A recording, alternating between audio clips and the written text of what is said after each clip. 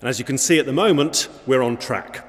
But meeting these targets will be dependent on significant action at a national scale, coupled with major transformative projects, such as the hydrogen project that Councillor Blake mentioned in her introduction. What is clear is that meeting these targets is not something that the Council can achieve alone. So this slide shows the main carbon reduction projects that the Council is engaged with, including installing solar panels on council homes, attracting investment into domestic energy efficiency, decarbonising our vehicle fleet, and establishing the not-for-profit energy company White Rose Energy. Our biggest project is to construct the first phase of a citywide district heating network to pipe lower cost and lower carbon heat from the perimeter of the city to businesses and residents in the dense urban areas. Longer term, we have a vision to create an interlinked series of district heating networks covering much of the city, similar to the Scandinavian models. We have therefore undertaken detailed heat mapping and master planning, and we're now working closely with businesses and public sector partners to secure their interest in our short and longer term district heating vision. District heating will only succeed through collaboration. All strategies need a vision to inspire people and organisations, and the Commission will be refreshing the vision in the city's climate change strategy, and we will be working with Open Source Arts in Leeds to help convene a series of conversations over the next few weeks and months from which an appropriately inspiring low-carbon vision will emerge. The aim is to create a vision that is so inclusive it meets all partners in the city, and they can see and are inspired as to how they can contribute to its realisation. Leeds was the first city to carry out a carbon impact assessment when we hosted the Tour de France a few years ago, and we hope that we can use opportunities like our bid to become the European Capital of Culture to inspire creative responses to climate change. One of the first pieces of work that the Commission has completed has been to identify the largest energy users in the city, a task that actually proved quite tricky. We're not planning to use this information to name and shame those organisations, and in any case, many of them are actually represented on the Commission.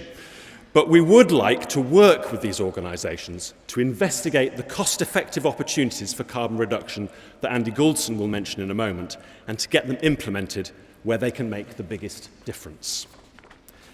The Commission is supported by 3 working groups who have recently started to work in earnest.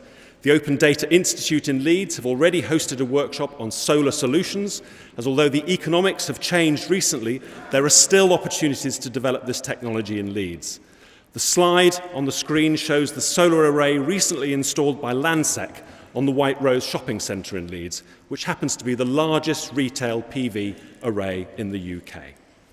Unlocking similar opportunities needs organisations to understand their energy data, and the ODI will be working this autumn to make Leeds the best city for energy data in the UK. Then we can work with investors to unlock the low-carbon opportunities in the city. We all know that technical measures will only get us so far, and that a vital element will be engaging and communicating with the public to encourage climate-friendly behaviours. We want to base our work in this area on the best possible evidence so that we can be sure our messages are being effective.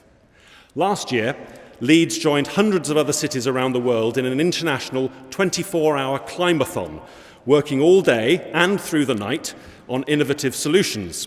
The picture on the right there shows Councillor Yeadon giving me the good news that I'd been chosen to lead the 3 a.m. slot. This year, we're working on the air pollution challenge on the screen, although for the sake of our collective sanities, we've decided to run this over 2 days, and details will be on the Climate Commission website. So finally, I come back to collaboration. Several private and third sector organisations in the city have delivered and progressed successful new developments that demonstrate high standards of sustainable construction and low carbon efficiency. These include the University of Leeds, Yorkshire Water, Situ, Hammerson's and Leeds Beckett University, and many of these are now showcased on the new website. Evidence suggests that relying on national policies alone will not achieve the city's targets. The Council has made significant steps to reduce CO2 emissions across the city, and as I said, we're on track to meet the 40% by 2020 target. However, achieving additional savings will become increasingly challenging as the easier and more cost-effective measures tend to have already been done. Therefore, to meet the 80% by 2050 target is very stretching. Schemes such as the Hydrogen H21 to replace mains gas with hydrogen in the city would significantly improve emissions, saving approximately 500,000 tonnes of carbon every year. Renewable energy schemes will be required, but they will only make a small contribution towards achieving the targets. Large scale, i.e. insulating 75,000 solid wall properties across the city, large-scale energy efficiency programmes will play a vital role and could save up to 182,000 tonnes of CO2 every year. Local district heating, as I've already mentioned, will help to decarbonise energy for heating and hot water, saving between 16,000 tonnes of CO2. All of these projects, and ones that we've not yet thought of, will require citywide collaboration, and that is what the Leeds Climate Commission aims to achieve. Thank you.